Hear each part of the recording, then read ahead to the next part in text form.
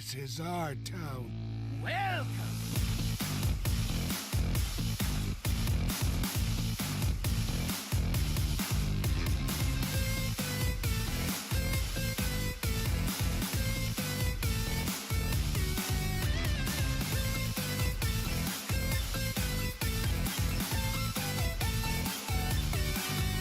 What's up, everybody? Welcome to episode 189 of Value Town.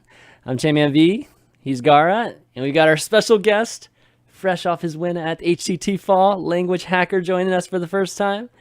How you doing, Language? Good, thanks. Am I going to call you Hacker or Language? We got to get this right, like right from the beginning. That's fine. Just be consistent. We'll call you Hacker. How about that? Hacker for Sure. just the remainder of the show. But yeah, man, congrats on the win and everything, and thanks for coming on, man. You know, I know a lot of folks were wanting to do the gold rush thing, so you know, I was like really grateful we could get you on, given that you know the win was just this weekend. Yeah, thanks. It's much appreciated. It's been pretty much a whirlwind of events since Sunday, and I'm trying to catch up on life, on work, on basically everything that I put on hold for a week. Yeah. I mean, that's what's great about these type of stories, or at least Hearthstone in the competitive scene is really built on the fact that you know a lot of people can win, a lot of different names and different people can win, and you know you've definitely been doing well for a long time. But I would say the general community didn't really know you very much, you know, until this win. So you know, definitely happy for you. But before we get into all that, we're definitely going to get into interviewing with Hacker here. But Gaara, how was your week? Good. Yeah, pretty interesting. I did a lot of IRL stuff. But, IRL, really? Like gym IRL or something other than the gym? Tell me. I did fun stuff. Okay. I did fun stuff, and I like the thing is like, as soon as Blizzard announces something, they usually do this like annoying announcement of the announcement, and then it's like you're kind of waiting for the nerves to happen, like before you get your motivation to play Hearthstone. Like, yeah, you know, like you play ladder, I play ladder. I was playing like today as well, but you're kind of like waiting for tomorrow, right? Tomorrow the nerves are gonna come. Yeah, back. Thursday. Yep. So I'm kind of waiting for that. Yeah. So it's kind of the limbo period, right? Yeah. That's kind of why everybody's doing the gold thing, I think, today. So they're playing arena instead. But yeah, I know what you mean. It's definitely, it's not too bad. I mean, it's better than them announcing it like a week ago, and we have to sit here and oh yeah, our definitely. time. Like with the expansion, like it's Yeah. like 2 months. Yeah, totally. But yeah, so anyways, let's get back to, I guess talking to Hacker about just, I guess life right now. So you're working and competing, right? You're kind of doing the dual thing right now. Tell me how that is. Like, have you found it really tough to, from the standpoint of getting points and not being able to travel to all these events like all these other guys? It's definitely a bit more challenging, I'd say. Like I'm sure they put a lot of work in, like probably more than I do, just because they have more time available. I know the guys who do it full time. I know Bloody Faces. He mentioned he quit his job earlier this year to pursue it full time. I know a lot of the people on the tour are doing it full time. So it's kind of difficult to have to do the whole 9 to 5 thing, then come home. I still have motivation to compete because I'm just competitive by nature. But it definitely takes a toll when you're already a little bit tired, and then you get to start the prep work. Yeah. How much time do you think you spend? Like, when you get home and like, each week, how much time do you think you spend on Hearthstone? Let's see, like probably an extra 20, 30 hours maybe on top of a 40-hour work week. Yeah. That would be probably just hard, like hands-on stuff. Whenever I'm not actually playing, like I'm doing other stuff, I always have some stream up on the second monitor. I'm looking at HSReplay in between loading things. Like, So there's a lot more than just the hands-on stuff that helps me keep on top of the meta and kind of what's popular, things I should keep my eye on going into events. But hands-on stuff, probably 20, 30 hours. It varies week to week too. Yeah, 20 to 30 hours of just basically prepping, right? Like it's not streaming. I would bet it's comparable to a lot of these other guys that stream, or I mean, obviously not the guys who don't stream. They obviously are spending full time. If they're going full time, they're obviously spending 40 hours or even more on that. But 30 hours, that's a lot. On top of a job, that's definitely pushing it. So, do you have any aspirations to go full time, or is this you see this continuing as is? Well, I technically haven't announced this publicly, but I did give my my notice in at work a few weeks ago. A few weeks ago. So you already prepared for this. Yeah, now I look like a genius at work because now I actually I went and won it. Yeah, dude. But yeah, I'm in January. I'm going to be full-time streaming, competing, like being part of the community, and I'm hoping to kind of like build up going into it. I obviously can't do this full-time now, but I'm going to try streaming like 2-3 times a week, nights, and try to take it from there. Yeah, I saw you tweeting it, or I believe it was on your Twitter account that you mentioned you were going to start streaming, or maybe it was was on Reddit when you were saying you were going to do an AMA or whatever. Yeah. So yeah, that's awesome, man. Like definitely make sure we get folks at least watching the show to follow that channel. What is it just going to be LanguageHacker? Is it just twitch.tv/LanguageHacker? Yep, that's that's me. Awesome. So talking about just we'll get into the event itself in a second, but just generally HCT, what's your strategy been? I mean, has it just been more of a ladder type of ladder centric type of again strategy, just because you can't travel to any events, or I don't know, how have you been approaching it? So I do the normal monthly ladder grind. I'm not the best ladder grinder, I must admit. I get really I think you can see from like the first day of the event as well, I get kind of emotional. So when stuff goes wrong several times in a row, I just kind of pick up and just leave my computer for a while, which doesn't help when it's, the last day of the season. Right. I haven't been able to get like consistent top 200, top 100 finishes, but that's usually not enough to qualify. I mean, in NA, it might be sometimes, but I know for the other regions, it's not. So what I do is I try to get like good enough ladder finishes, and I do travel to some events, mostly America ones.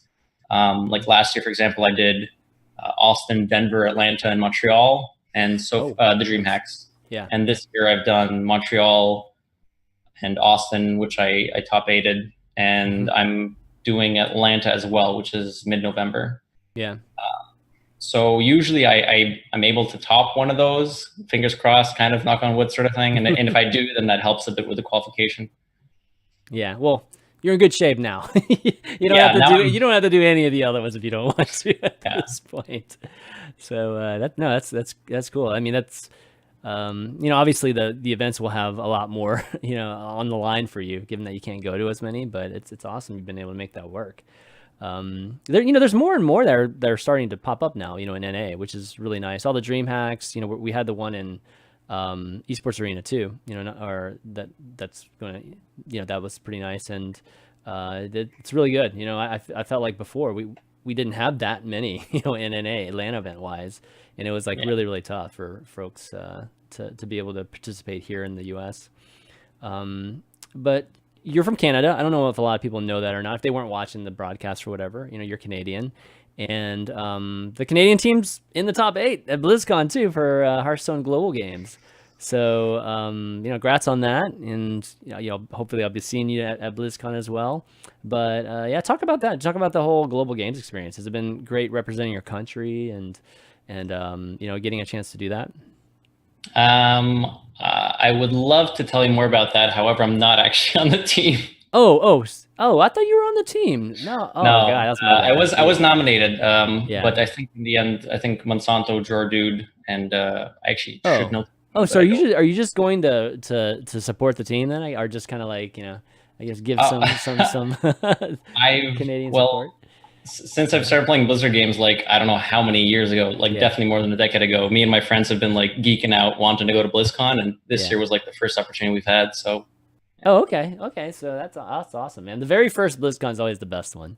It's like I remember. Gaara, have you been to BlizzCon yet or no? No. Oh, you still haven't? Oh, dude, man. Which is low-key unbelievable. Yeah, that's crazy that you haven't been. You need to go. I even had tickets twice. Yeah. But so the first one, man, definitely. It's good that you don't have too much anything. Do you have any much planned for BlizzCon work-wise, or is it just mostly for fun?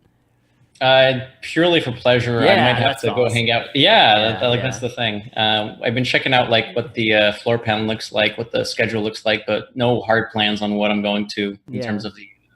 That's cool. Yeah, we got a bunch of HSReplay like little events going on, so you're welcome to come and hang out with us too. But that's awesome, man. The very first one I went to too had nothing planned. It was just like, just enjoy the event, and it's still the best one obviously I've ever had, or just the super memorable experience. So that's going to be really amazing for you.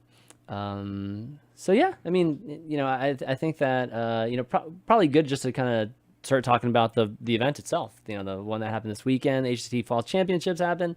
Again, LanguageHacker ended up prevailing champion here, and it was pretty interesting. You I think by far the match of the or at least the series of the event for me was the one you had with Redman, and the crazy Q block games. Those were epic games, man. So why don't we start there? Like, how did you? Well, with your lineup, actually, let's just start with your lineup first, and we'll go into that match. But going into the event, what was your prediction on what everybody else was going to be running, and and how you made your decision on your lineup?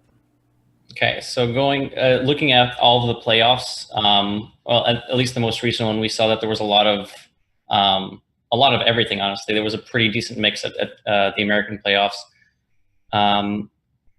But an interesting thing to note was that people who brought like control decks, and there weren't that many, but those like Odd Warriors, they performed super, super poorly. So I didn't expect to see that much control at the championships. I expected to see some aggro and maybe some like anti-control decks. There's not that much else out there right now. There's no like, quad combo deck, quad Mechathun sort of thing going on. So there's really only two major types of lineups. Although Hatul, however, was one who did bring I would guess as close to a control lineup as you can consider. So I kind of prepared to face aggro, so tech against that, but I wanted to be able to beat the rest of the field, which is just good decks or quote anti-control decks. Yeah, I mean, I think it was generally a good read, right? I mean, I think that folks either did bring an aggro deck or, I mean, definitely not a control deck. Like you said, Atul, I think was one of the only ones, and lots of things in between. I mean, I think your lineup was similar to a lot of others too. I think the biggest difference was the Druid. I think people either brought Malagas Druid or they brought Taunt Druid, and depending on that, as well as the Warlock too. We had a lot of Zoo Warlock or even Warlock, and I think the Zoo Warlock really did bad this weekend. I mean, a lot of people got reverse swept or really struggled trying to win with that deck. So it was interesting to see how that played out. So what do you think was the key deck for you in your lineup, like that ended up performing the best for you? Well, I want to preface this by saying I haven't looked at all the stats yet because I'm still trying to catch up on sleep and work and everything. Yeah. But I believe my Shutterwalk was undefeated the whole tournament. I didn't see you lose with it, so I wouldn't doubt it. I'm going to say Shutterwalk Shaman. I rolled pretty well with it, I must say, but I think I made some decent plays with it. I think there was at some point the HSE Sports tweeted out kind of like the three highest win rate decks at some point through, and I had three of those decks, and I think correct decisions. Yeah, exactly. So Taunt Druid had an incredibly high win rate, something like 67 maybe percent. And I think three people brought it: myself, Sinto, Lol, and Moyen. And Sinto, Lol, and Moyen's lineup, they actually made a very similar read to what I did on the meta would be for this tournament. They also brought Taunt Druid, they also brought Shutterwalk Shaman, and they brought not Death Rattle Hunter. What was the fourth deck? Odd Rogue, yeah. So the difference between our lineups was that I brought Death Rattle Hunter and that they brought Evenlock. But the idea of the lineups were pretty much the same, even though we had different tech cards. Yeah, I felt bad for Sinto having to play Saiyan. That was like, it was so heartbreaking to see both of them. Or have to play each other. Yeah, I would have loved to have seen Sinto in a different bracket there. But okay, I mean, Odd Rogue did super well too. I think generally in the Odd Rogue. I think Quest Rogue even did well too. I believe Quest Rogue I think surprised me. Yeah, it surprised me how well. There's been a lot of talk. We had Fino on, like was it last week or the week before, And it was last week, yeah. And he was just saying how Questroke just beats everything. Like, I mean, whatever, most of even the aggro decks that people think are just definitely favoring the aggro. Except Tempo Mage. Thank God. Yeah, Tempo Mage is the only deck, yeah. And there are very few people brought Tempo Mage. Yeah, I think it was just like Island Cat and Cameo, and I think that's Trunks. Trunks too. Yeah, Trunks. Yeah, too. I think 3 of the Chinese players brought the Tice lineup. Yeah, exactly.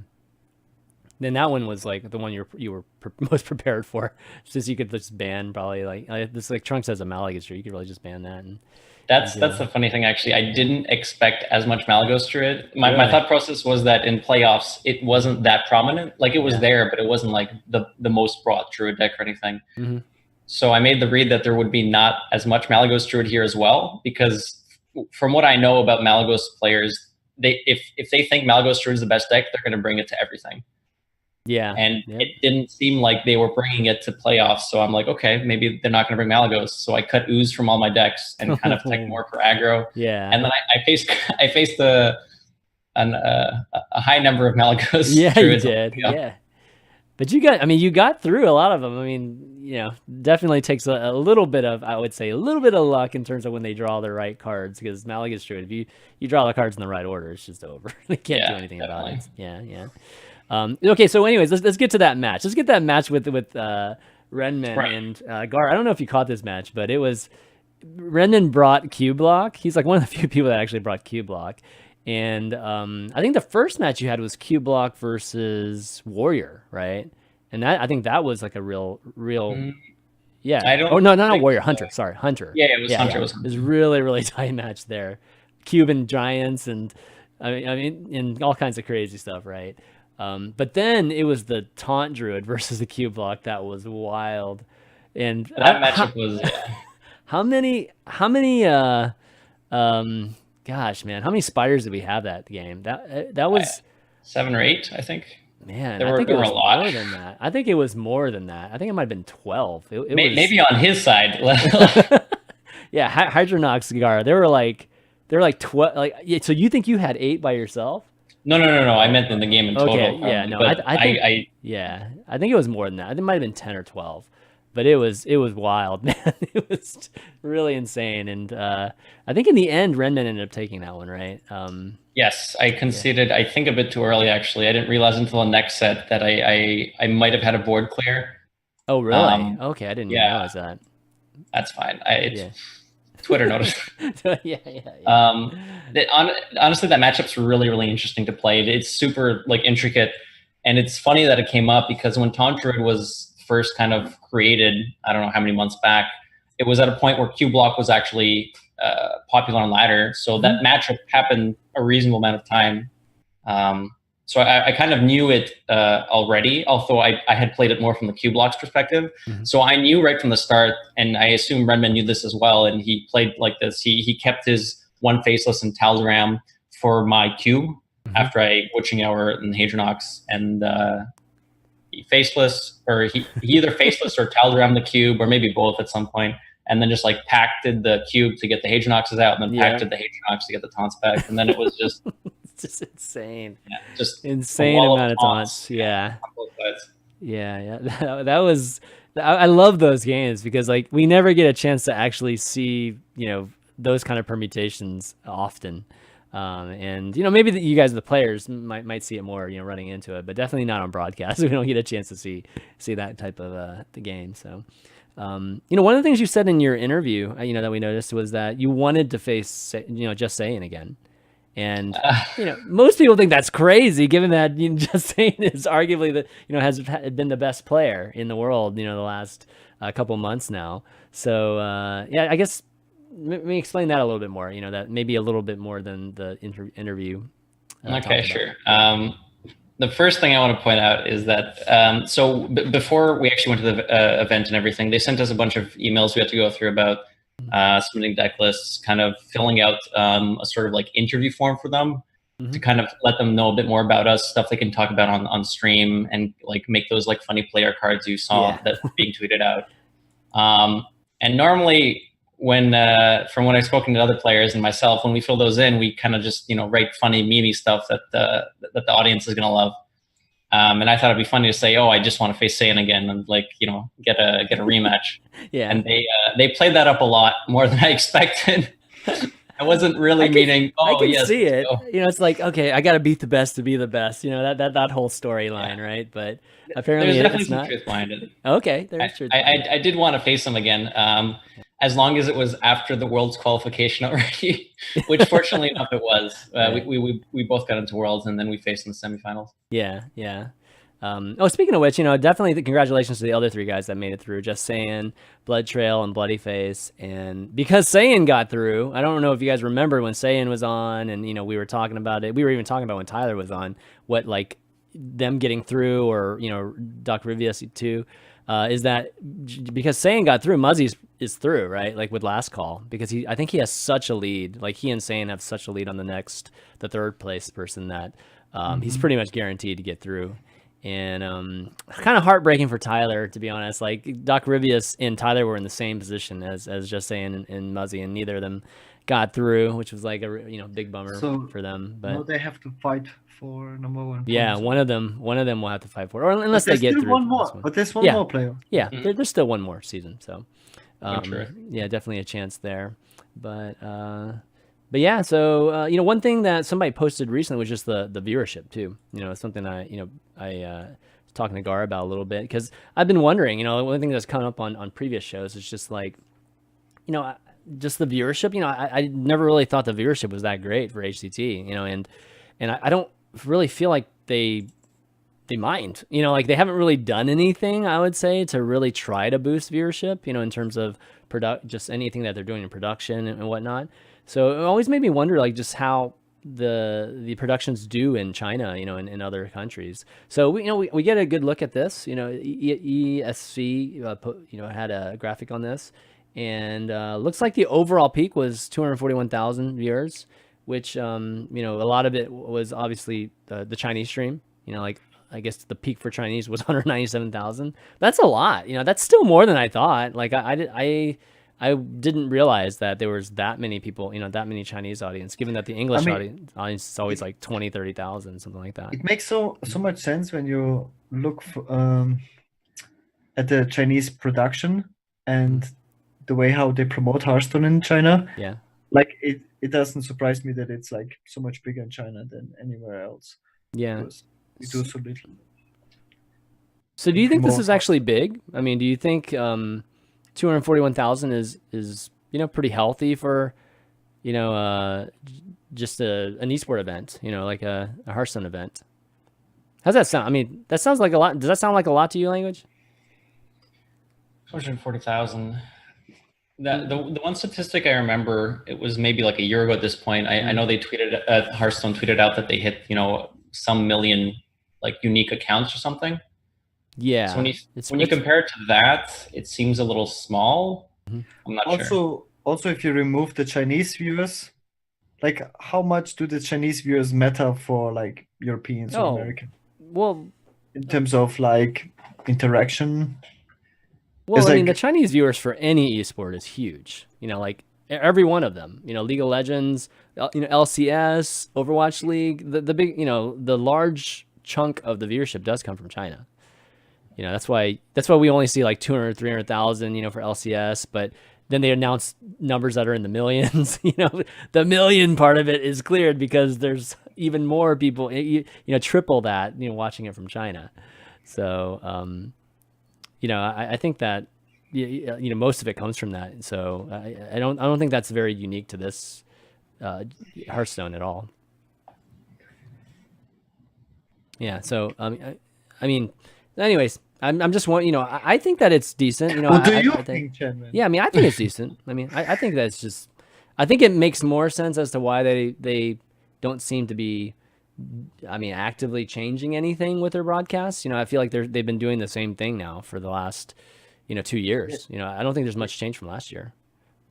Yeah, it's quite surprising, right? Because there were like so many tournaments going on with all the HCT stops, like pretty much every single weekend, that people caught onto it that, okay, this one event, the broadcasting is special compared to the other ones. Yeah. And we gotta watch this one. Move your mic a little closer, just a little Yeah. bit. Yeah, but yeah. I mean, I think that the games helped out too, and just having some storylines with just like with Saiyan obviously doing super well going into it, and Tyler being a popular streamer too, being part of it. I think that was I think that's helpful. a huge part of it. Yeah. Honestly, like when Dog was playing, if you remember, Oh, yeah. last playoffs, so much more viewers. Just everyone wanted to, I mean, remember when follow that. Kalento like was in Oh. one of the season ones?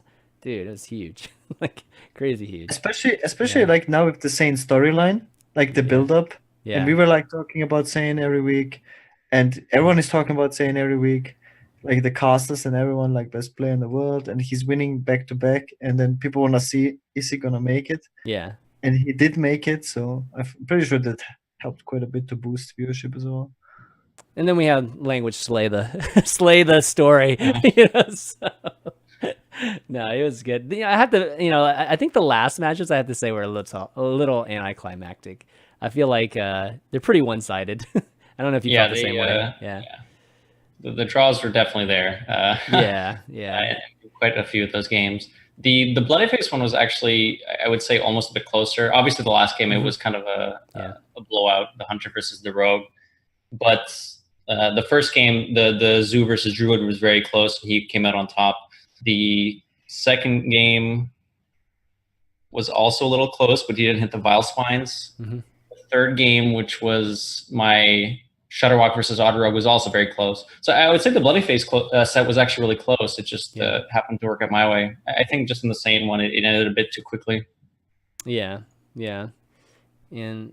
But that's Hearthstone, right? Yeah, like, I mean, we just gotta hope. So I mean, obviously, as a player, you hope to be on the side of that you were. I felt like you were on a couple of times this side, but it's gonna happen sometimes. And as a viewer, we want to see both of you guys draw well and then kind of go against each other and see how it plays out. But it was actually funny when they were doing they had post-game interviews for both players after every single set, where they take us backstage and be like, all right, now that it's fresh in your mind, how did it go? What went wrong? What went right? And what's sticking with me is that the first game against Bloody Face, when it was my Tantra versus his Zoo Warlock, we both had like incredible hands. Like he had the Kel set, I remember that. Fusion on the doubling imp, and my hand was like Wild Growth, Oaken Summons. And the casters, so we're pretty close. So the players, we're pretty close to each other on the stage. So like if we do turn our heads in the right angle, we'll see each other. But we were both super focused on the game, and the interviewer was telling me that both of us saw our hands, and both of us were just grinning on either sides of the monitors, like, "Oh, this game's gonna be good." Yeah, nice. Yeah, I remember that game. That was a good. I mean, the casters were kind of playing it up too, and you won that game, right? No. Oh, you didn't? I thought you ended up winning that game. Okay, yeah.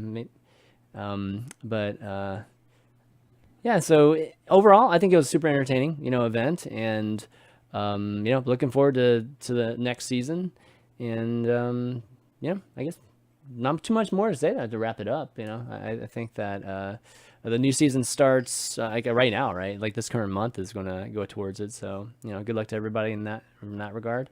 Before we move on, we're going to definitely talk about balance changes next. So I know a lot of folks are waiting for that.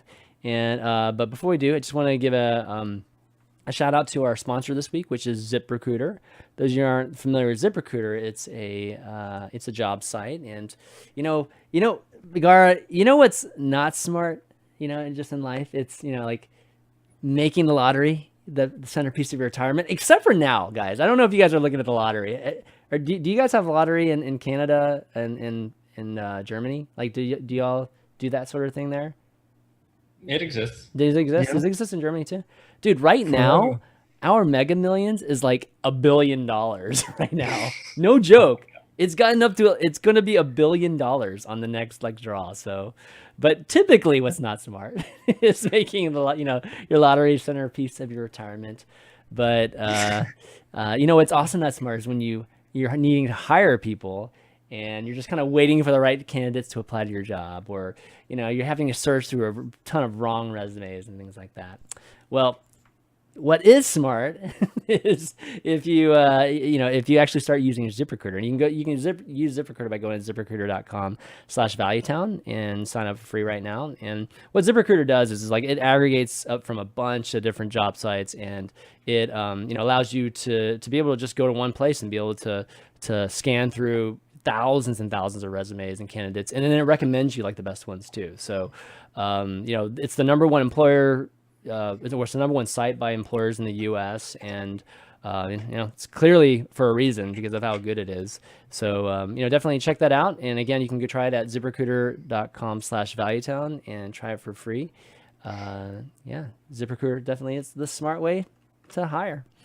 Okay, so let's talk about balance changes now. So big news, and this is the big news that Gaara was referring to before, is that they finally announced some changes.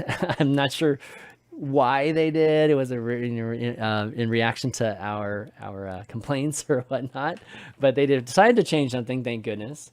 And they decided to change 3 cards, which, kind of interesting. And you would think they would have been Druid cards, right? Like, Druid's doing so well, but no, Giggling Inventor obviously played in some Druids, Token Druid or something, but for the most part, they weren't very Druid-centric. So we saw Giggling Inventor, the mana cost is from 5 to 7.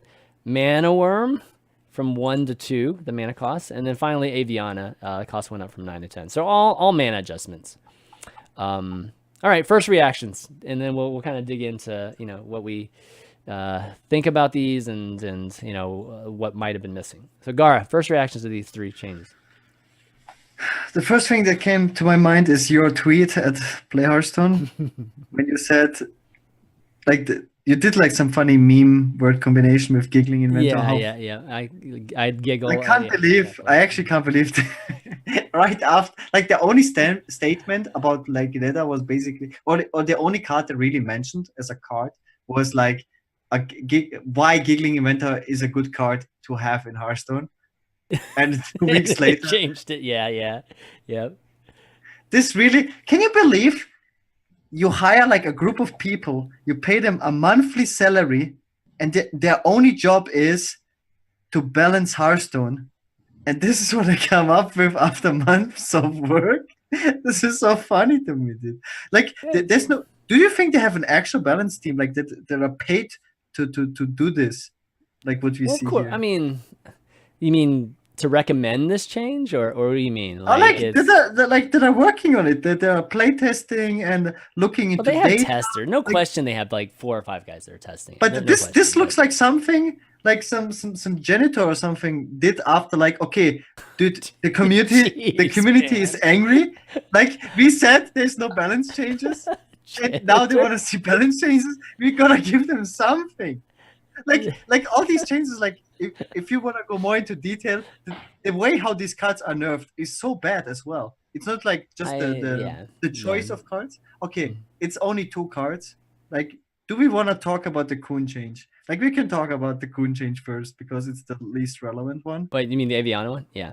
Oh yeah, the Aviana. Well, I mean, it's a very relevant wild change, like super relevant in wild. But wild is so broken. Like, there's so many broken things in wild. Like, this doesn't really change anything. Let's be honest for a second. It changes this deck. This deck is insane, though. I mean, you haven't played enough. But there's so many. Like, you can still OTK. You don't need this, man.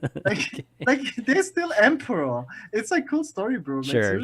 Okay. But it's like, this is the only white. What was the last white change? It was the other one that was bad, right? Which was Naga Sea Witch, maybe? Yeah, Naga Sea Witch. But that was like a year ago or something, and now this, like, what are they trying to show us with this change? Like, they care about wild balance or something? I don't know. It's like, well, yeah, they do care. Obviously, they care a little about wild balance at the very least, right? It must be. This must be such a broken deck, like that you just. It is. That's what I'm trying to tell you. Yeah, it is. But there's so much. But you can still do it, though. You can still do it. No, it's much harder. By default, you could do it with the, like, it's a little bit harder, but there's still, like, can you imagine, like, Druid in Wild? Like, Druid in Standard is, you just OTK people. But in Wild, you have, like, 20 options. DK your opponent. Well, you can. What's crazy is in Wild, you're using these other cards that aren't even used in Standard, which are like the Psych Melon, and then the Star Aligner, right? For a while was like a crazy, it's probably still good. So it's just like, oh man, it's wild, man. It's literally wild. Yeah, but Literally. like, yeah. so you expect like a list of cards, like Yeah. if you care about Wild, you expect like 10 cards or something. I don't know. Like seeing this one random, especially people like really, there's like really this like I'm bored by standard letter vibe going Yeah. on. So you really want to see like a bunch of changes, right? It doesn't necessarily even matter. I mean, I think this would have been fine if there were just more changes, right? Like this would have been completely fine if there were like 5 changes, 6 changes or something like that. It's just the fact that there are 3, it makes you think that, oh, this must have been super high priority, right? Versus a lot of other stuff, and that's why it probably feels so crazy. But also, like when you play ladder in the last 2 months, the 2 cards that do not come to your mind that you want to see changed are kind of like Mana Worm and Giggling. Giggling is like, okay, Giggling doesn't come even on. see We've that. been talking about Giggling for, Yes. months now. That's not true. No, I said like the cards that keep Giggling in check are like MC Tag, Blood Knight, and Mossy Horror. Yeah. And this is why Giggling is not played in most decks. The only deck where Giggling is a core card is Queststroke. It's the only deck. But the only counter deck to Queststroke is Tempo Mage, the real counter deck, like a hardcore counter deck is Tempo Mage. It's like the only deck that kept the deck in check. So if you nerf Giggling, but you destroy Tempo Mage is 100% unplayable. Like, why do you give Mage a 7th 2-drop? Like, it makes no sense. Like, why not change the stats of Mana Worm? Okay. But yeah, we can get into this as well. Like how they changed the card, it just doesn't make any sense. I saw some great like Epic's Void making like this huge thread about how stupid the change is. It just doesn't make sense to change Mana Worm to a 2-mana card. Like, it is a basic card. Like, how do you build future mage decks? Like, you have like 6 2-drops in your basic set as mage. It doesn't make any sense. It's completely illogical. You kind of have to like make Hearthstone start from 2 mana now, like similar like in Artifact, because there's no more 1-drops. I mean, you have to read the reason they gave. I mean, the reason that they gave for changing Mana Worm is that they wanted to be able to start printing better 1-drops, and they felt like they were limited. But Hacker, what is your general thoughts? Just general thoughts on the 3 changes. Okay, so general, not detailed. It seems a little bit reserved. I'd say the quantity of changes seems a bit reserved. The quality seems a bit over the top. Like Gaara was saying, Mana Worm being a 2-mana is just like, why bother? Like, and especially without any 1-drops that are available to Mage, except for like Mekaru now, which you're not really gonna run. Mekaru. Not the greatest 1-drop, but it's not terrible, but it's not great either. Similarly, like Giggling, it's less of a Giggling nerf and more of a Quest Rogue nerf, because like I said, with other counter cards showing up, Giggling doesn't really show up in that many decks except for like exactly Token Druid and Quest Rogue. And even in Token Druid, like you take a Giggling Inventor, they'll probably still be fine. Yeah. So yeah, I mean they even said that they initially tested it at 6, and it still was being played. I mean, they still felt like it would be played, and I'm like another reason for that too is possibly that at 6 mana you'll start seeing it like as a strong like you'll see it in like Even Lock or something, and maybe they're concerned about making Even Lock stronger, so 7 seemed like a safer nerf. I mean, they could have just said that though. You know what I mean? Like they didn't say that, like, which is surprising.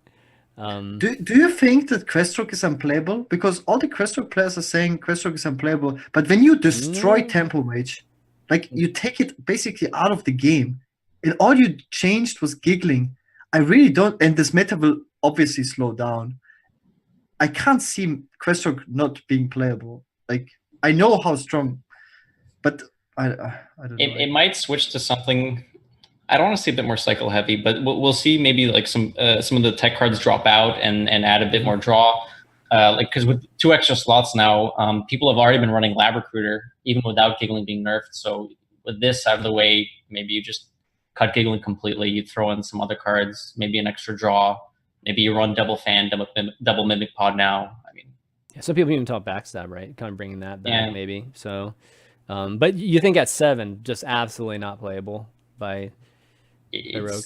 It's like, why? Yeah. Yeah. It reminds me of the post from Kuparian. Like he which one? The Dr. lizard Boom, one? The lizard. No, he showed Dr. Boom right next to Giggling Event to the same mana cost. That's true. That's crazy. That is crazy. Which card shall I put him with it? Yeah. It kind of feels, I don't know. I kind of have this like call to arms, kind of, nerf type of feel to it, where it's just like nobody's playing it anymore, and Giggling obviously had a different reason for playing it, but yeah, I mean, all of these cards, right, are not going to be played anymore. And I think that's kind of what you were talking about, with just like the actual changes to them seem to have been, not even the correct changes to them. It's okay to nerf them, but not just completely Warsong Commander them, right? That's kind of always the epitome of these type of nerfs. So let's talk about the Mana Worm. Like, how would you have changed this? If you didn't want to make it a 2 mana, what would you have made it? 1 mana, 2? Yeah, either. Which one? 1, 2? You would have just changed the health? 1, 2, yeah. I saw a few people talking about the 1 mana 1, 2. I also considered, what if you were to just like change it so every time you cast 2 spells you get 1 attack? Like, I don't think that would be super hard to implement. It might not be as strong of a nerf as they'd want, but I feel like that would make it a bit better than just 2 mana. Yeah, it would remove the coin kind of plays, which that wouldn't be bad. Yeah, the what speaks for the 1/2 is it's more in line with like Tide Caller, like the Murloc one, which is basically a 1 mana 1/2 that gets buffed for every Murloc. Right, yeah. Like it would be basically the same card, but it works for spells instead of Murlocs. Mana Worm was just the best one. Yeah, I mean, it still probably would be played at 1/2, right? Like, I think people would still run it. Yeah. But that's the point of a balance. Yeah, it would have been. Yeah, it would have been much more. I mean, it's balanced. Well, it's balanced, but again, like, I feel like they just wanted to just remove this card completely so that they could have just more room, to make. But minions. Why call it balance changes? It's so weird. Yeah. The one thing I had in mind, which might also be why we don't see that many cards in here, is what they're trying to set up with future expansions, because they're going to announce one soon. At like BlizzCon? What if they are planning on immediately releasing a new like Mage 1-drop that they consider is maybe not on the same power level, but it's playable at least. At that point, you don't want Mage having that many 1-drops, for example, especially in aggro Tempo Mage or whatever. I suspect that's not the case. I mean, that's actually good reasoning, but I suspect it's not the case because they would have planned this from the start, right? They would have planned to nerf Mana Worm from the start because they're releasing something really cool at BlizzCon, and they didn't. This was like a last minute, right? This was like, oh, well, our team was talking about a balance change after they had said they're not going to do a balance change, and they ended up making this change quick. So, I mean, you could still be right in the end, but I suspect it's not, just given the sequence of events that's happened. Because they would have prepped a lot better for that. It's so interesting to figure out the reasoning behind it, because it doesn't make sense at all. Like, no, seriously. Like, if Mage has only one playable deck, and without the Mana Worm, Tempo Mage is unplayable. So basically kill an entire class. With just this change, you kill an entire class. And it is really not a problem. Tempo Mage is beatable by multiple decks. And the only reason why you even played Tempo Mage was Quest Rogue. That was the only reason why you even played Tempo Mage. So why do this change? Like, they only changed 2 cards, right? So this must be like super high priority change. And where do they get the information from? Definitely not from the community. No, there was like no outcry, please nerf Mana Worm or anything like that.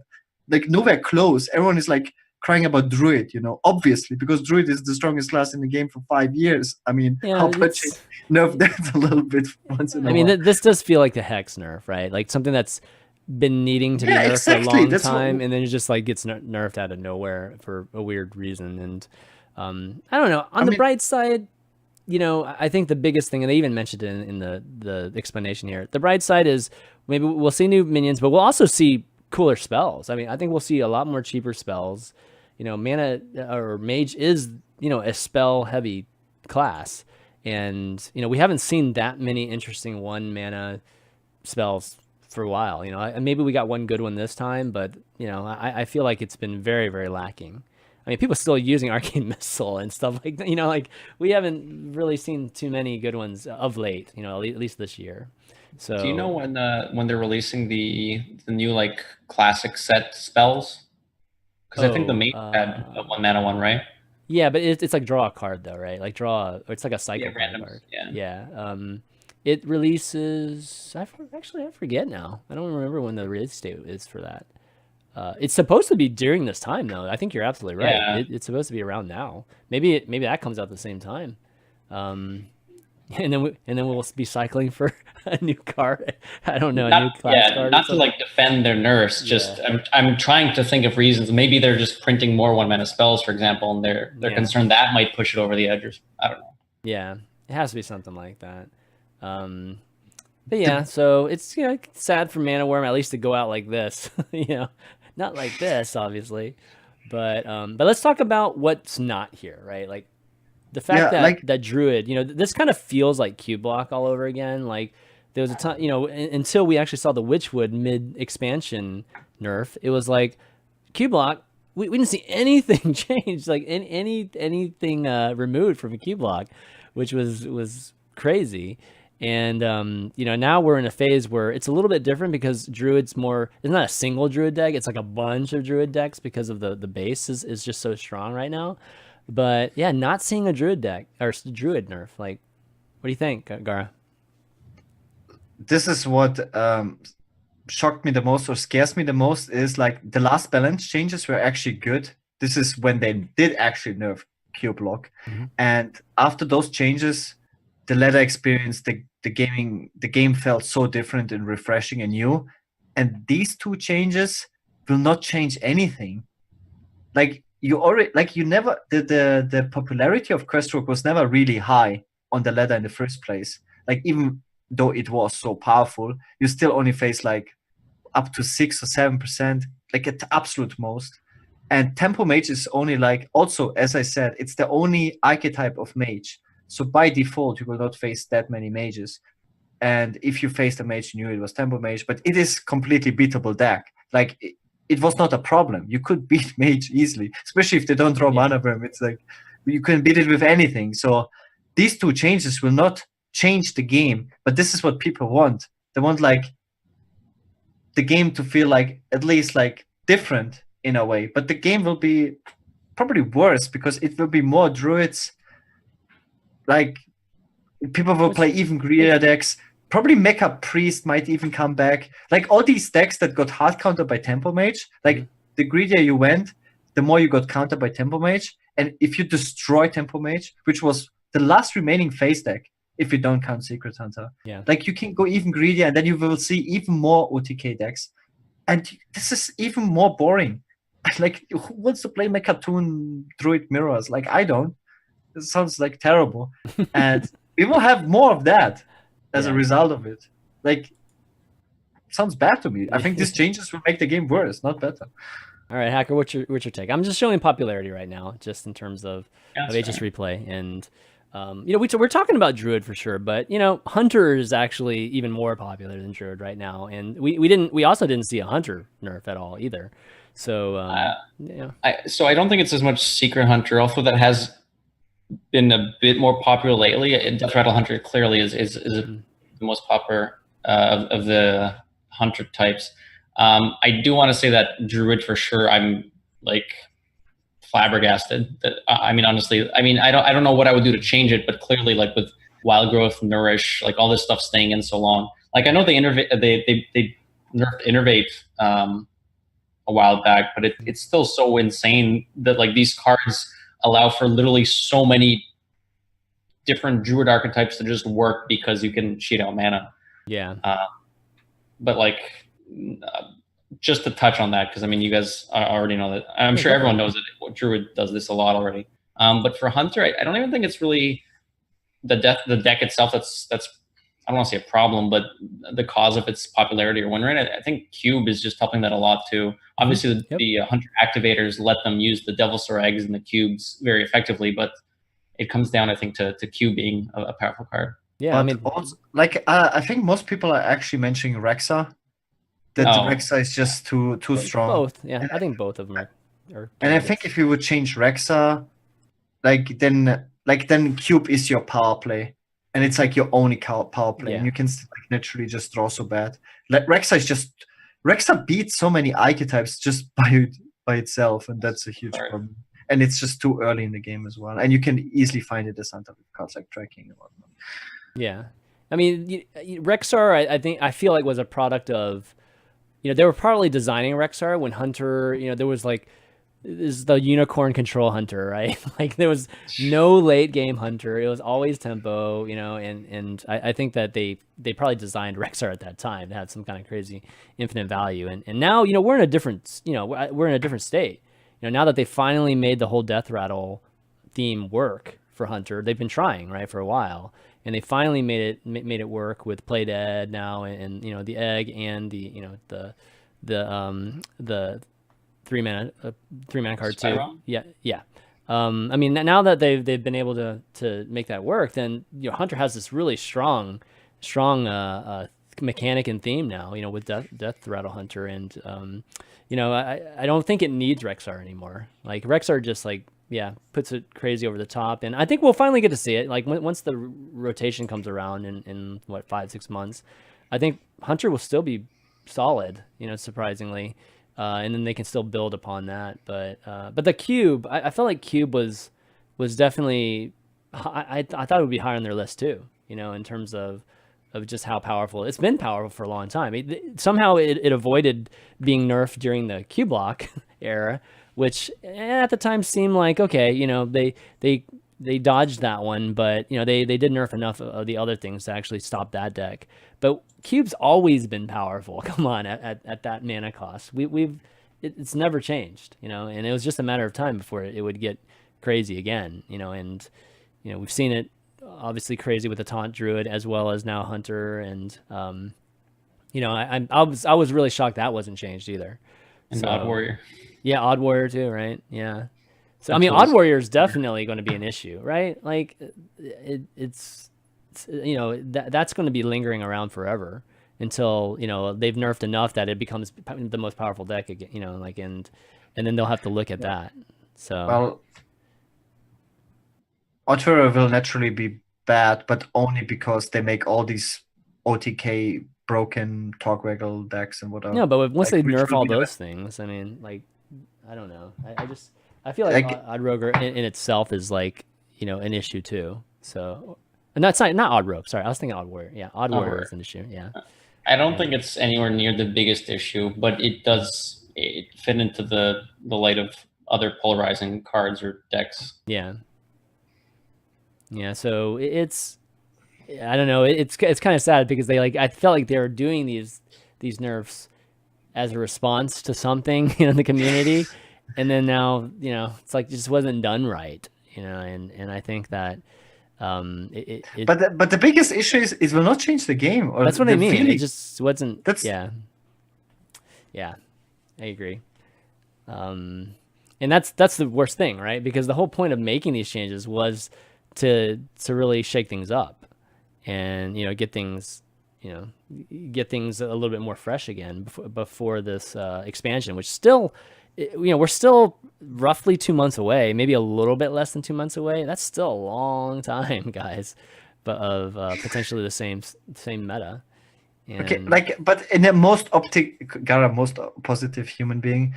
Okay, what could these changes bring back into the game? Like, what deck could we see now? Like, in the most optimistic scenario. Yeah, I don't know. I actually, I mean, they kind of counter. Well, I mean, Quest Rogue. I mean, if we actually think Quest Rogue is actually nerfed, if we actually think it is, right? Like in the optimistic scenario, Quest Rogue is unplayable. Yeah, but Quest Rogue had a specific. I mean, I don't think Quest Rogue was like an archetype that was holding up, you know, an entire counter archetype, you know, to anything. I feel like there's other, you know, other decks that are going to perform well against decks that are, you know, Quest Rogue beat. Where you know, Mage was like the only thing like holding Quest Rogue in check, like literally the only thing, and you know that's going away. So I don't know, like you know, but this is what surprised me the most. Like all these people like Hunter Race, like Hunter Race even right now is top 3 legend on 2 servers. He's only playing Quest Rogue. Fino tweeting like these people are like Orange. They're all saying like Quest Rogue is unplayable after the nerfs. But they literally destroyed Tempo Mage, and they all say Tempo Mage is the only counter deck. Like, I'm just like trying to be logical here. Right? Like the meta's slowing down, and Tempo Mage is gone. Like, why should Quest Rogue be unplayable? It's not like a card that is necessary for the infinite value, and it's not necessary for just completing the quest. It was just a super powerful card in the deck. So. Like, I would be more shocked if they are actually right and Quest Rogue is unplayable, to be honest. Yeah, I mean, Hacker, how do you think like the other aggro decks do against Quest Rogue now that it's, you know, now that Giggling's gone? You know, like what other aggro decks? I don't know, like Odd Rogue or I don't know, something a little bit more on the aggressive Zoo? Because it's still good against Zoo. Obviously, with Giggling gone, it'll be a bit worse against Zoo, but I'm sure you'll still have an like okay win percent against it. Odd Rogue, Giggling did help against Odd Rogue, but Odd Rogue was running Vile Spines, it gets through it, Blood Knights, it gets through it. I mean, Quest Rogue was still around before Giggling was there. Scale Hide helped it a lot more originally, obviously with Sonya too. Right. Like Gaara said, sure, Giggling was a strong card, but now you'll just kill your opponent a little slower. You'll have to find something else instead, but I don't think it's going to be dead. Okay. Definitely not. Maybe we see like Odd Hunter come back or something, but I don't know. Oh baby, 3 damage hero powers. It's so funny because I thought the same thing. Yeah. Like that's why we play Tempo Mage. You need to go face, and the only thing I can think of that's like comparable is Odd Hunter. We saw a little bit of it, right? Like the which event was it that we saw a little bit of Odd Hunter? The China versus EU. Yeah, China versus EU. That's what we Really? saw. He took out Colento. Dude, it did decently too, surprisingly. Yeah, it's kind of cool watching it. I mean, it was good to see it at least, you know, in just the dynamic in the matchups. But yeah, that could be interesting for sure. But man, I hope things change. I mean, I hope some things change here, but you know, I have a feeling, yeah, not too much is going to change. And this is kind of this is one of the products of having a meta where we have so many tier 2 decks, you know, tier 2 and tier 1 decks. You know, it's just that like if you do remove just if you're targeting cards that are only in one deck, you know, even though a lot of people are saying Giggling's in a bunch, but really, you know, we're talking about just affecting one deck, and then we're only affecting the Tempo Mage, then, you know, that's only 2 out of 25 decks, you know, we still got the same 23 decks run in there, still going to be doing well. So, let's just hope that Blizzard has like this super data, because they have all the data, right? And they just have like this crazy stats of Giggling Inventor being everywhere. And Giggling Inventor is the #1 problem we have in Hearthstone, and that changing Giggling Inventor to making it unplayable will change the game. Well, you know, it probably will. I mean, it'll probably change a lot of like lower ranks, you know, those type of games. And obviously, we don't, you know, this show doesn't really cover that element of, you know, Hearthstone players, the casual. I mean, a lot of casual people obviously listen to the podcast, but you know, a lot of what we talk about in terms of meta has to do with rank 4 and up, right? So, you know, I would say that's like 25-30% of the community, and clearly that's not going to change much. And so that's generally the vocal elements of the community. So I don't know if this is going to, you know, necessarily help that way. So in that way, but you know, one thing for sure is that I have seen that a lot of people are going to be playing a lot more again, you know, at least in the next week or two, you know, just to try to at least see, you know, what really happens to the meta. So that's good. You know, that's definitely a little bit of mission accomplished, right? In terms of changing something. Something interesting about this is like, they always said it takes so long to actually change cards in game and whatnot. like even when we were at the headquarters and interviewed them as well. Yeah. And these changes came so fast. Like, it's kind of like very contradicting. Like, they literally just pulled out these changes within 2 weeks. You know what I think it is, like if I really think about it, and I'm just kind of taking a step back and thinking about it, I bet there's just some internal conflicts as to like, should we change stuff and should we, we shouldn't change stuff. I don't think it's like everybody, I'm guessing that not everybody agrees with, some of the decisions that are made. And then so if something, I don't know, something PR wise is very bad, then, the other faction, gets a little bit more leverage, in terms of making something change. So I don't know, that's my guess, for something happening that quick. Cause I agree with you. It's like one week we have a message that everything's fine. And then the next message we have that they're changing. Like, these something things. that also surprises me, like Chuck is clearly working on the balance team since March now. Holy smokes, like time flies. It's like 7 months already. And I know the guy, like I talked with him many times. He's super intelligent. I just can't imagine him like suggesting these changes. Like, I just can't see it, man. Like, I know him as a player. Like, he's basically one of us, and he's like super smart. Like he knows like how strong Druid is. I would be so interested in seeing how they work behind the scenes. Like you said, like there must be internal conflicts. There must be like people disagreeing. That's my guess. Yeah, I'm not gonna like speculate anything because I really don't know anything. But I would just guess that not everybody's agreeing with whatever their messaging is. So that's why we see these kind of quick changes sometimes. But there's some more thing. Kind of moving on to like news. There's been some more I think things announced, which Ben Thompson recently had an interview that was done by done by VentureBeats, or at least was on VentureBeats or Beat, and they talked about the whole tournament mode thing, and he kind of went into more details as to like why it got shelved. You guys did you guys get a chance to read the article, that I linked there? The reason that they gave us was basically they shelved it just because they knew we wouldn't be happy, right, with the product that they were working on, or at least it didn't match up with what we were looking for. So they decided basically, instead of launching something that we wouldn't be happy with, that they would wait, right, and try to do it right whenever they finally do launch it. So it's kind of like what we thought it was, but given the interview, what was your take on the interview? Like, did it make you feel better about them not releasing tournament mode, or do you still feel like they should have released something, even if it's not the tournament mode we necessarily want? If I have to reply to that, it's just so frustrating. It's like, so like they're not even saying like when they're gonna continue working on it. It's like they don't wanna. It reminds me of WoW retail servers. They don't wanna like put a bad product on the market. So now what? We're gonna wait another 5 years? I don't wanna wait another 5 years. I'm gonna move on. Like, I'm already waiting for 5 years, and now they're delaying this tournament mode, and they wanna release this super mega ultra tournament mode. But when? Nobody knows. It's like, yeah. I don't know. I mean, would you rather them blow smoke up our asses or be honest with us? I would prefer them to be honest with me. It's like it's like just be. I mean, if they don't actually have it scheduled, then I'd prefer them tell me that than not just say, hey guys, it's coming. That's not an acceptable answer either. But Hacker, what do you think? What do you think of this? I think. And I'll say this by relating to other stuff too.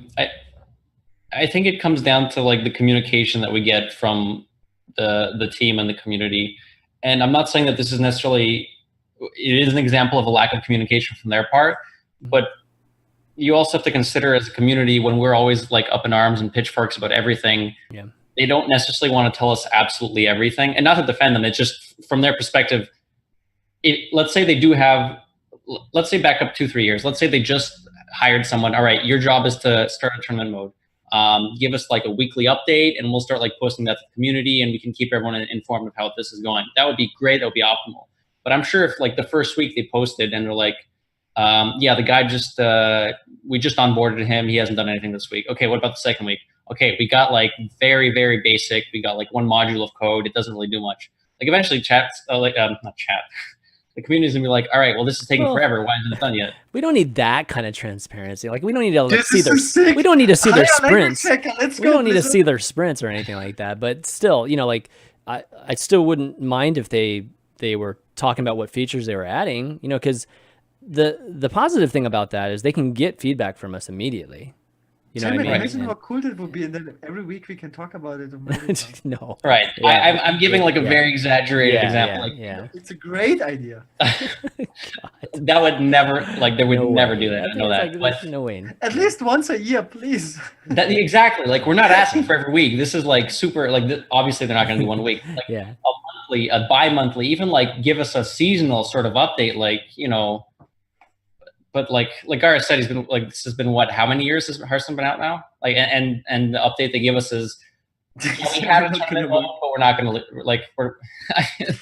Well, just, so I mean, to be fair, they never said that they were working on a tournament mode until, you know, this year, right? Like I think it was earlier this year, or maybe it was like late last year. You know, they never promised us tournament mode, right? We were just always asking for it. And it wasn't until, you know, Ben, I think it was Brode that said that, yeah, we actually are, you know, working on tournament mode now.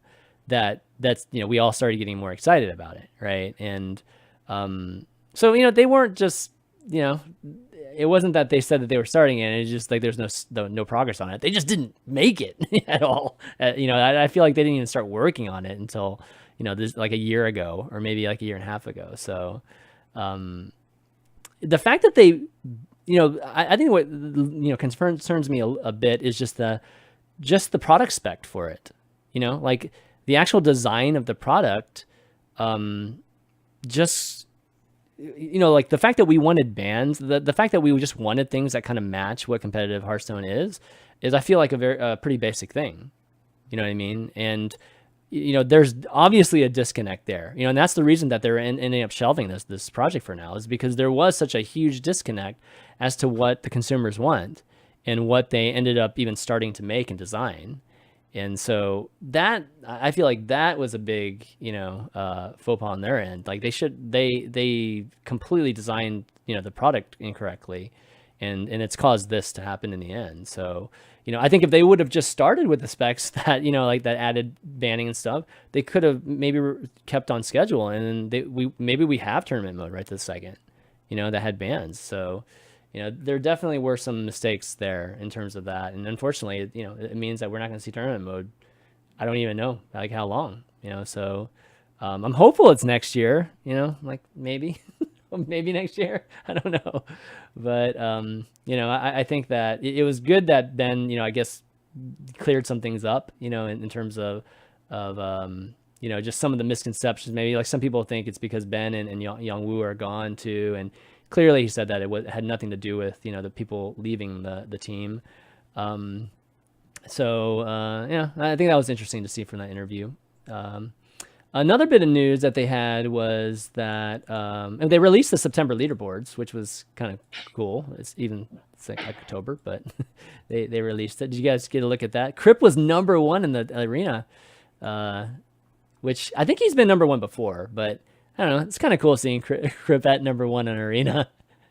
I think you even tweeted about it, right, Gaara, or something at one point? Or Yeah. I was joking because Crip is not #1. Lettuce King is #1.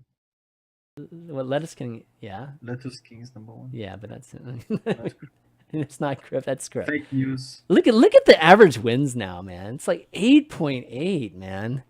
That's crazy. Yeah, and I want to point that out because if you look, obviously, like the top 10 are going to be like such a huge step above the rest. Yeah. But even looking at Crip next to like down to the next guy, yeah, 0.2 average wins against someone else, like over someone else, is incredible. Especially when you're already at like 8 point whatever. Like that's incredible. He really optimized arena. Yeah. Use HSReplay.net, guys, for trying to optimize his play. Right? He does. He actually does use it a lot. Yeah, in terms of helping him, you know, analyze just what's going on in arena. So yeah, I agree, Hacker. Like point two is actually quite a bit, and I mean, it wasn't that long ago, just having high sevens was like really, really good. And, like you'd have like one guy that was over 8, like the first or second guy over 8. But now, man, you almost have the top 10 now, like right at that 8 level, which is Even so if you impressive. compare like Lettuce King Crip, whatever, like to the 10th player, he's got a full win over him. Like that's insane. Yeah. I mean, in Crip streams too, so it's not like he's, I feel like it doesn't feel like he's necessarily trying as hard as he can possibly try, but maybe he's just so used to streaming at this point. So every time he loses, he's actually getting stream sniped because yeah, that's right. That's right. No, that's not true. 10 wins average. No, 10 win average. Yeah, Dreads is on there too. Dreads is number 11, which is cool. Kind of seeing the, popular names is always nice, but a lot of familiar names if you ever see these lists. But no, super cool that way. They posted the standard ones and Wild. Who's on top of Wild now? Actually, I didn't really get a good look at this. I don't recognize a lot of Reno still there somewhere? Reno? I think there's a player called Reno somewhere. No, I don't see him on here. I don't see some of the usual suspects on here. And then standard, of course, yeah. But yeah, so you can check that out. I'll link it in the chat real quick. Definitely cool. Last bit of news. So we mentioned it before. Frodan, organized this Twitch Rivals thing that's happened right now. It's a Hearthstone Gold Rush where it's like the first player to 500 gold, starting a brand new account. It started at 3 p.m. Eastern today.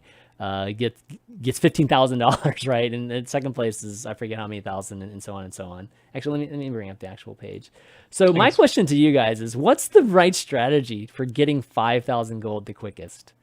Like, what would you do, Hacker? Like, Jam Arena, of course. Is it just Arena? Just so if you play like Crip, then you jam Arena. Oh, well, yeah, that's true. I think it's first to 5,000 gold, but yeah. Is there like a rule book or anything for that? Because I imagine you can't. Well, obviously you can't purchase anything. It's like it's all free to play. You also can't do the 80 gold. You can't play like with a friend, so you can't do the 80 gold thing. Yeah. Okay. So like the problem is that it's capped to 150 gold, which you can get from ladder, and I'm not sure if you only get it for wins, because getting wins seems extremely hard with a new account. I think it's only for wins, yeah. You can opt in to be like the rank 50 or whatever that you start off with. So that'll help you win a bit at the start. I think most of it will come down to how good. I mean, it's going to be a skill of how good people are at Arena, and also how much you can optimize like the daily quest rerolls, because that's going to be like, obviously if you get the 100 gold win. That's so interesting. Yeah. RNG. But there's RNG even in this, man. Like I was actually free to play the first 2 months when I started playing Hearthstone, and it like everything compared to Arena gold is just so neglectable. Like playing Arena good.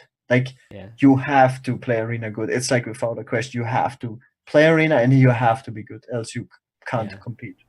I mean, all those featured streams are Arena players for the most part. But this is like the dual class Arena now because of the event. Yeah, that's true. That's an interesting element to it too. Is that it's not just like the normal Arena. So the typical super awesome Arena players might it throws a little bit of wrench in it when you can combine the different hero powers with the classes. So yeah, really interesting to see who's gonna end up winning. There's like a Discord channel. I popped into it earlier just to see how many people. There's a tons of people entering into it. So I wonder if we'll end up seeing just a familiar name end up winning it in the end. But it can't be like a more even playing field or more fair playing field. It's like it's basically new accounts. Yeah. Literally anyone can participate in it. Yeah. It's very, I mean, yeah, sure. And anybody can sign up for it and play in it as long as you have a new account. But, I wouldn't say anybody can really contend for it, though. That's a different thing. Yeah, it's definitely much tougher. Okay, well, it's really cool. Again, like Frodan organizing that event, we can have more of these type of events, It's just a matter of people just coming up with it and actually being executed. And, the Twitch Rivals, I believe, is a Twitch thing, because I've seen Twitch Rivals in other games that they've done. just various other games that are streamed on Twitch. So this is, I think, the first time that we're seeing Hearthstone be part of Twitch Rivals. Frodan obviously, being with Twitch, has the ability to make things like this happen. And yeah, it'd be great to see some more of it.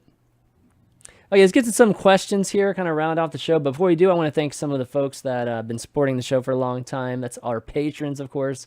You can go to patreon.com/valuetown and throw a pledge our way if you want to support the show, help us do this each and every week. But I want to give some shout outs to some of the folks who have been supporting us for a long time. That's Mike T, our legendary producer. I've got a couple others, Raydan and Bryce L, Scott L, Alpha4004, Grant A, Edo, Lee D, Nick P, Richard M, a random ASMR, a random guy ASMR, and then Alistair M, just to name a few. If you haven't heard your name, don't worry. We will get to your name. We try to read out everybody's, eventually. It probably takes a few weeks before we cycle through everybody. But, thanks so much for everybody that's been supporting it. And, hopefully we can get some new folks too. All right, Q&A. We've got Ahmed N asking, can winning be boring? Is the first question. Yes. I had a few times where I quit some mobile games because I find the game not challenging. Therefore, what is an acceptable win rate for a game? And I guess let's just talk about Hearthstone. What's an acceptable win rate for a game like Hearthstone? Yeah, anybody Hacker? You want to chime in first, and then Gaara, you can finish off. There's like two numbers. I think there's like a win rate cap. What do you mean acceptable win rate? Yeah, so in this case, we're talking cap. We're not talking the low end of it. Yeah. The skill cap win rate in Hearthstone used to be up to 75%, and this was like the peak of when Hearthstone was the most fun because it required the most skill, obviously, to reach that win rate. Mm-hmm. And then you could also consistently, with the least amount of games, reach the highest possible ranks just because of the high win rate. Now the skill cap win rate is around 65%, which is bad. And maybe at times even lower, which is horrible, which increases like variance, overall variance, matchup RNG, polarization, all blah, blah, blah. Yeah, I mean, the bottom is a different story. I mean, I think what's compelling about this question is can we win too much? And can that be a bad thing? And Hacker, what's your take on it? Yeah. What do you think it would be? In light of the Aviana nerf, yeah. No, actually though, like, so it's true. Yeah. For America's playoffs, when I was like absolutely like drop on the floor, pass out from like I'm done practicing sort of stuff, I still wanted to play Hearthstone, but I couldn't touch ladder because it's like I don't want to play ladder, man. I got to practice the decks. The meta sucks. Like so I went to go wild. And of course, the big thing now is Starliner Druid, and like, oh, everyone's saying, oh, it's so overpowered, oh, it's so strong. I'm like, yeah, okay, sure, whatever. I copy paste the deck code, and I actually got like the email from Blizzard, the monthly, like your month in Hearthstone sort of thing. Yep. Like my win rate was like 97%. I played like 30, 40 games. It was incredible. Like obviously I play a bit better than the average person. Yeah. But like I was not paying attention to these games. Like I was all tabbed. I was doing others. It was easy. Absolutely insane. And I think I literally just got bored of it. Like to his question, is it too much? Can you get bored? Like, yes. Yeah. Wow. That's the first time you pull off the combo, it's like, wow, this is incredible. Cool. Yeah. The 7th or 8th time, it's like, yeah, stars are fine. Yeah, okay, you're dead. Okay, next game. And it's like, then why bother at this point? And how easy you get it too, right? It's just like get Psychomelon and you're pretty set. It's like that's like a key point. Is the win rewarding? Like when you just win games because you did some broken stuff and you didn't even have to think or use your brain, or you just played Kalasev, like listen, and you top deck the right cards, you just win. It's not rewarding. And yeah, I think like winning for me, for example, winning with Shadowwalk Shaman is super rewarding. So even if I have like super high win rates, it's super rewarding because every single game I have to make so many decisions that impact the game. So I can't win enough with Shadowwalk Shaman, even if I had like 100% win rate, because it's super challenging and super rewarding. So with Druid, like when I played Maligos Druid and I had 70%, 80% win rate, I was bored to death because it usually involves wild growth, nourish, just interrogation with just not draw. If it's super easy. Yeah. For me, for example, HOTS, I won 14 games in a row and I quit HOTS because it was boring winning that game, because it was like, I didn't feel like I did had a huge impact on the game. It was just we won. I mean, that in a game like HOTS is a little different, right? And I guess you could maybe say with Hearthstone too. And well, Hearthstone's a little bit different because of the decks, but in HOTS, it could be just a matchmaking thing, right? Like you're just not being placed against the right skilled people. People equal skill to you. Hearthstone is different because we have decks and meta, and there can be just broken decks. But when you're talking about like the question has more to do with just win rates, period. Not so much of whether the deck is hard to play or if it's easy to play. It's just generally winning. Like for Gaara, if you had a deck that's super hard to play but you're winning 100% of the time, then is the 100% win rate okay? No, it's not okay. Oh, I thought about like yeah. How okay about the experience? Like, is winning too much bad? Okay, in general, of course. Like, if there's decks that have win rate, of course that's goes without saying. Like, what the hell? Everyone would play that deck. Like, what happens then? The universe. I mean, what if the combo priest? What if the early combo priest, right? This expansion, the crazy, topsy turvy one. What if that was super high win rate for like the top pros, and it's super hard to play. So like, folks argument. Well, it's proven that this is good for the game because Razaku's priest was exactly that. Like the best players, including myself, even though memes. I had super high win rate with Razaku's priest, but the average field had a super bad win rate. So if that is the case, then it's obviously acceptable because it's only a handful of people that will reach these win rates. So who cares? So basically, if you face topsy turvy on ladder against an average playing field, these people will be bad and misplay and lose the game. And if you face like one of those super pro players, then you will have a very hard game in front of you. So, but will be a rare scenario. Am I right in saying that like most game design, especially multiplayer, competitive games, isn't 50% like what we're going for? I mean, isn't like ladder just matchmaking and things like that supposed to be creating a 50-50 experience? I think in Hearthstone it's actually 60-40 because we always have like decks that are favored against stuff just by like the way how the game is designed. We will always have like anti-aggro decks, like greedy control decks, and then super aggressive aggro decks and all these like scenarios. And I think a bunch of 60-40s is like more optimal in Hearthstone than 50-50. Mm-hmm. Okay, well, let's see. Next question, we got Raphael A. says, do you think that Blizzard considered the amount of dust that would be injected in the game when making the nerfs? Should they? Should they be considering the amount of dust that enters the game, injected into the game? I don't think so. Do you think it matters? I don't feel like it like costs them money or like is a huge significant cost or even gain in terms of the players. With nerfs like this. I mean, I think he's assuming that everybody's just gonna dust these cards and never play them again. Which... Ideally, they shouldn't look or like they shouldn't take that into consideration at all. The point of balance changes and nerfs or whatever you want to call them, like the point should be to balance the game, not we don't want to give players too much dust now. And I don't think they do take that into account, and I don't think they should. Yeah, I think so. Yeah, I agree with that. I mean, obviously the player base, it's good for the player base to have more dust for free, but Blizzard's bank account is against that, I guess. Obviously, the player want like the highest possible accessibility or like the game to be as cheap as possible. Right. Like from a player's point of view, that's obviously the best. You want Hearthstone to be completely for free, everything for free. But from the company's perspective, nope. Yeah, well, that's true. All right, Jay Candace asks, and I'll throw this more towards you, Hacker, just because we had a question kind of similar to it last week, but Blizzard always ends up nerfing cards. Is there a card that you can think of specifically right now that's maybe in the meta or maybe really close to being viable that you'd like to see a buff to? That you think that could make a pretty good splash in the meta if it was just buffed, just a tiny bit. That's an interesting point, and that's not something often you consider when you think about cards and the meta and what to queue. What would I like to see buffed?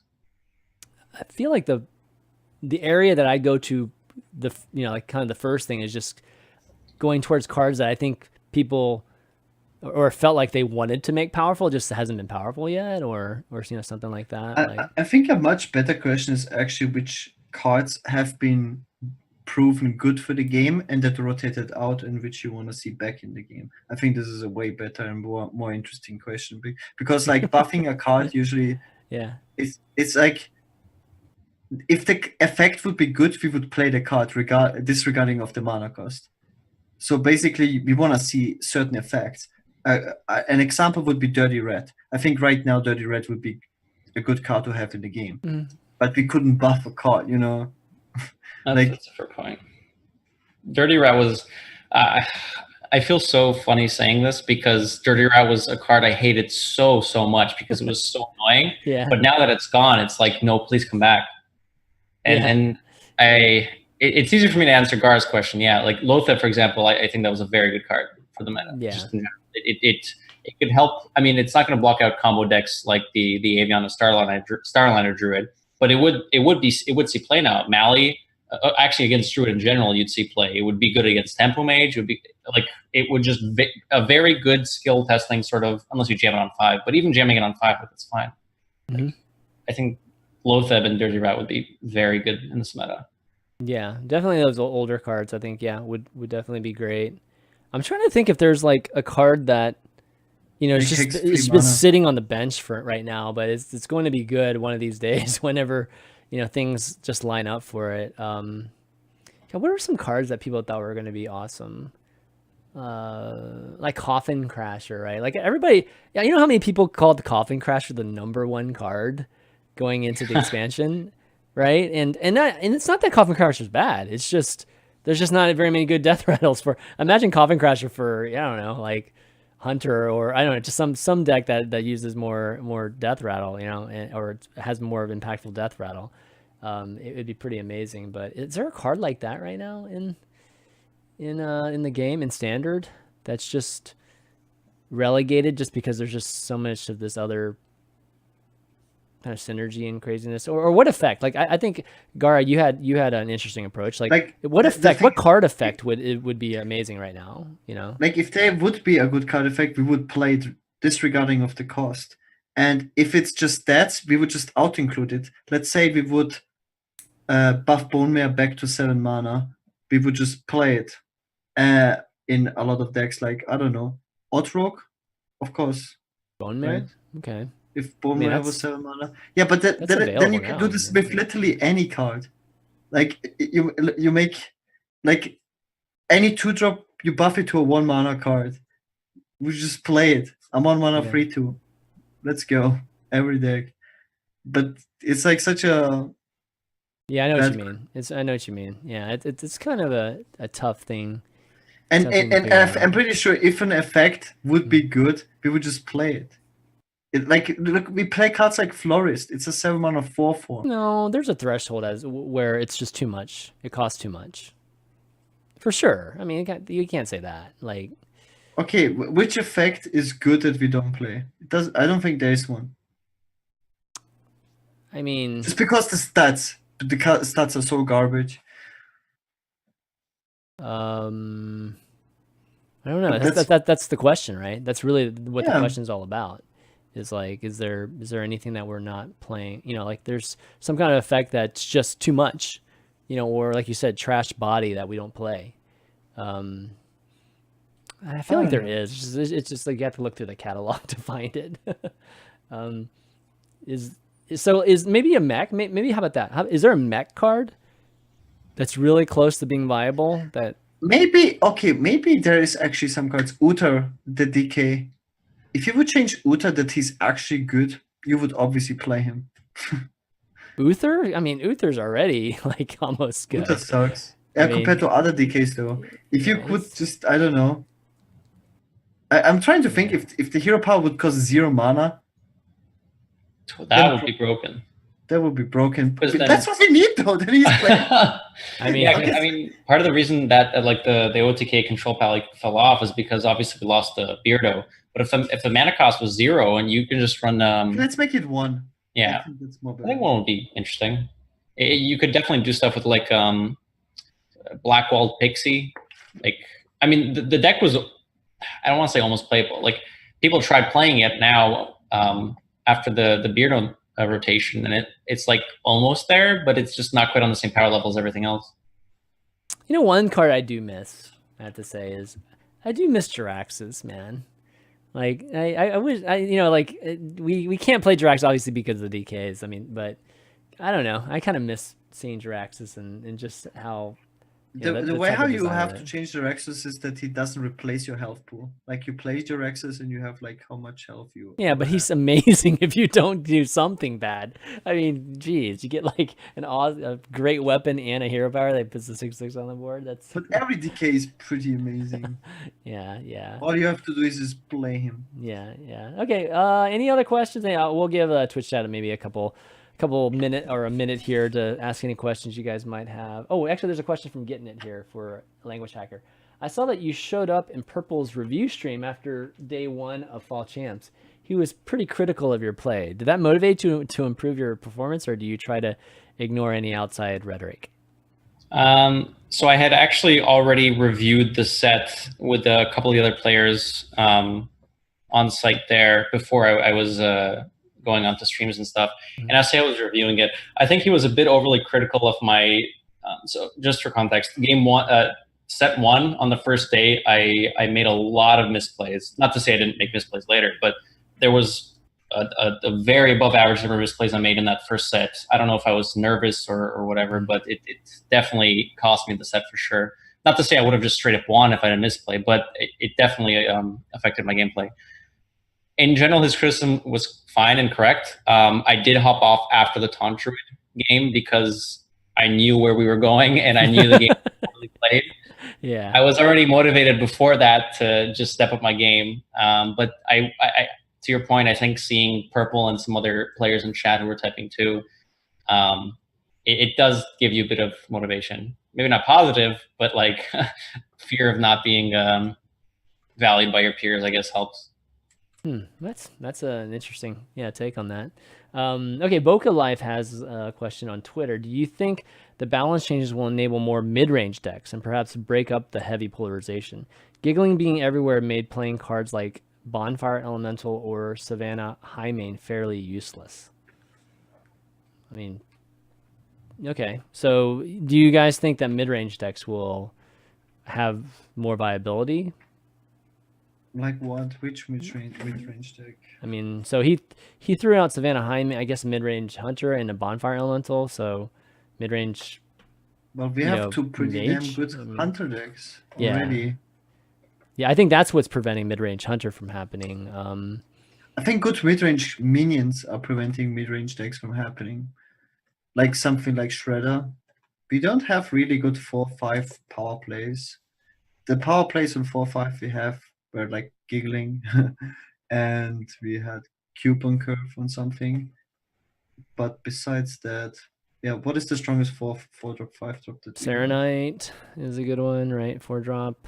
But that's after Kelesev. Yeah, it's not really mid-range. Like, yeah, it's not like your like classic mid-range. Curving out into Bitter Hydra, but we don't have such deck anymore. Yeah, mid-range, I feel like there's not really a place because for there's right no now. 1-drop. You still need the 1-drops in mid-range. It's so important. Like, you curve out from 1 to 5, or to 6. Like, you can't skip 1. So what's the closest thing to it? Right? Mid. Zoo what's the best? I know, but Zoo's pretty much a mid-range deck at this point. Like, it's not your classic aggro deck. I've seen a tiny bit of, and I say tiny, like a very tiny amount of Spiteful Druid, but it doesn't really feel great to play or against because it's not really on the same power level as everything else. Yeah, I think you miss a turn, you're screwed. Sure, if you hit exactly 1, 2, 3, 4, 5, 6, 7, but like, of course. And none of these decks really got kept in check by freaking Tempo Mage. I don't think Tempo Mage kept anything in check except Queststroke, maybe. definitely Questro. We almost need like a, I don't know, like maybe like a Murloc Paladin or something like that. You know, like Oh, that we're will missing. definitely, like, if you bring back Tempo Mage now, Murlocs will be like the standard now to run a mage 100%. Really? If you want 100%. 100%. Of course, because Murloc Mage was already like a thing, sorta, and now you would just play Murloc. Like, it's the only tempo. You can still play like Fireball, so it will be like a phase E. God, when phase was that? Murloc E. Mage was in the fall? Was that when Murloc Mage kind of, jumped on the scene? Everybody's like, "Oh my God, Murloc Mage!" Like, when was that? That was pre-Whisper. But you were running like Mana Worm in that deck, so like just having the Yeah. Tycol as one drug seems pretty sucky. So, Yeah, you're not going to run Raiders. Yeah, that's true. That's true. Okay, let's see. Last one. Oh, maybe mid-range shaman. I mean, what's Like mid-range Hunter. shaman? Like elemental shamanish type of thing? Yeah. That's just not good. Like, But it would be just remember when everybody thought elemental shaman was just going to be like so easy and break the game kind of thing, and never took. It was never on top. Like, right? I don't think. Yeah, Elemental because shaman of the ever had a whole time. downside of playing elementals. Like, you have to play an elemental to activate an elemental, and you always Yeah. play like But on paper, slightly they below looked average. like grid value. Like each of those, yeah, it had required it, but if you could land it, it was just great value. Every single card you played like that. But yeah, What's funny is not good that enough. is actually like Big Spam Mage gets much better, because Tempo Mage counters Big Spam Mage and Questro counters Big Spam Mage in both of these decks. Yeah. Getting nerfed, but every single Druid archetype beats Big Spam Mage, and yeah, that's why Druid is Druid is good. That's why Druid is so great. every single. Isn't it crazy? Like, even Taunt Druid, like Big Spam Mage used to be Taunt Druid and used to be Malygos Druid. Yeah. Every single Druid archetype beats Big Spam Mage. Yeah. Mechatun, Oh, Togwagger, Malygos, Token, Taunt. Is there even anything else? All of them. Spyful. You could beat Mechathan Druid if you put in Oh yeah. the 6 mana Oh, Skull the Skull King guy. No. Geist, but also the mana cost increase card. Oh, right. Nerubian Unraveler. Yeah, they're Unraveler, right? But again, because just playing the guys is not enough. Yeah. All right. It's crazy. All right, guys. Well, why don't we wrap up? LanguageHacker, amazing having you on, man. Thanks for joining us, and your insight on just the balance changes and sharing your experience at the HCT, man. It was a lot of fun today, and hope you had fun too. And having already a 1 in 16 chance to become the next Hearthstone World Champion. That's pretty good odds. That is, man. Pretty damn good odds. What's the prize for just making into it? I forget what's the top 16 prize for Worlds. I think it's pretty good. 25. Don't quote me, but I think it's 25K. Nice, dude.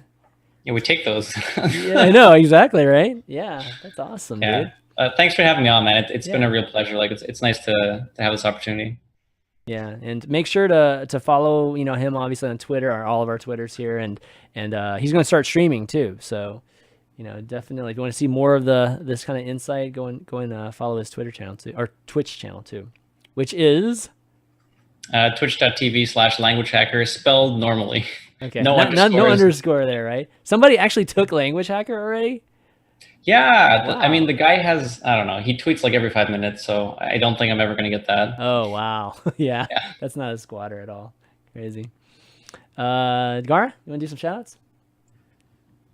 Shout out to my stream to Twitch TV/GaaraBeschauen. I stream every day. Tomorrow, I will hopefully the balance update will not come live at like 8 p.m. or 6 p.m. my time. That would be bad. But probably they will do it like that, right? They always, I don't know. Usually comes out around 1, right? Or 1 or somewhere between PST? 1 and 4. Yeah. Yeah, so it's like in the evening my time. No, 1 EST normally. So it'll be around 7 or 8 probably for you at the earliest. Yeah, something like that. So yeah, I know. I don't know. I look forward to it, but I know it will not. Like my logic. Be positive, me. man. It's Positive like you wanna outlook. like jump into it and enjoy it, and then you're like everything in your body tells, like your brain tells you, nothing will change. Well, I mean, it's not like a reset. I mean, it's only gonna, it's just slight changes, right? It's not like you're gonna instantly feel it. You have to play a good number of games even. All right. Just feel it, right? So I will not play Tempo Mage though. I use. Well, so if you're hipster, you will play Tempo Mage and try to win. If you hate Tempo Mage, that's if you're hipster, man. Yeah, gonna have a lot of fun. So yeah. No more shoutouts. Shoutouts to LanguageHacker. It was super awesome to have you here. Congrats again. Must be nice. Like going to Worlds is like the freaking dream, man. Can't imagine. It was actually, if I can say for 2 more seconds, like they told us at the start when we were starting the final game, like me and Bloodyface, that by the way, there's confetti, whatever, don't freak out. And then instantly, 10 minutes later, you forget about it. So when I got up and you see me like looking around in surprise, that was just pure like, oh my God, what's happening? Like everything is just overwhelming. Like it's just incredible. Yeah, man. When did it hit you? Like, did it hit you immediately, or did it take like going backstage and just sitting, getting a chance to be alone and it kind of hit you? Like no exaggeration. I literally yesterday I stopped having. Every 10 minutes, it would replay in my head, and I'm like, oh my God, I actually won. It felt like everything up until yesterday was being seen through a TV screen, like honestly. Really? Wow. Yeah. That's so cool, man. I mean, that's amazing. Maybe it's because I'm pessimistic and didn't see it happening, but like, I don't know. I mean, I think most pro players are of that mindset, right? Like you're always trying to prepare for the worst, and most people do that for whatever reason, for defensive reasons or whatever. But no, that's awesome, dude. I love hearing that, and again, I think that it would be great to see you at Worlds, and it would be great to meet you at BlizzCon. So looking forward to seeing you there. Oh, speaking of which, guys, I want to mention that we are doing a meet and greet or a meetup, HS Replay and Value Town. And we're going to be doing it in conjunction with our friends at the Angry Chicken and Frog Pants, if you're just a fan of a bunch of podcasts for Blizzard games. But we're going to be doing it at the Bullmore, and those of you that have gone to BlizzCon in the past, you'll know Bullmore. It's the bowling alley that a lot of other parties have been at in the past, like Twitch parties or whatnot. It's the one that's in the same shopping center as Cheesecake Factory and all those things. So we're going to be doing that on Friday night. So from 9 to 11, you can come hang out with us. First 25 people get a free exclusive HS Replay t-shirt, which I've been designing this entire the last week or two. So hopefully you guys like it. But we'll all be there. All the HS Replay guys will be there, so you can get a chance to meet us, ask us any questions, give us feedback as much as you'd like, what you'd like to see on the site or anything like that. But we'll do that, and I'll mention it again next week too. But just want to mention it for the first time now. I want to thank you guys, both of you guys, for doing the show. It's been an amazing show today. Everybody for watching. Great conversation in the chat today too by a lot of the viewers. And follow the show's Twitter at ValueTownGG. And you can find us on all the audio channels for those of you on the way to work want to listen to us. That's iTunes, Google Play, Spotify, SoundCloud, and make sure to leave us a review too if you enjoy the show, so that other people can find it too. But if you want to watch the VOD, you can watch it on youtube.com/HSReplay.net. But that's going to be it, guys, for this week. So for LanguageHacker, Gaara, and myself, ChanmanV, we'll see you next week. See you next time. Peace.